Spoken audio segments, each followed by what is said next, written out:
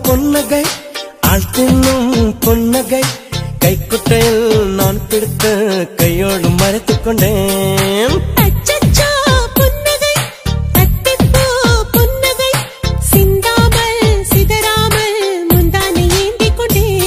உன் புன்னகை எனும் சாவியால் உன் புன்னகை எனும் சாவியால் என் காதல் திறந்து கொண்டேன். அச்சச்சோ பொன்னகை ஆழ்த்தினும் பொன்னகை கைக்குட்டையில் நான் பிடித்த கையோடு மறைத்துக் கொண்டேன்.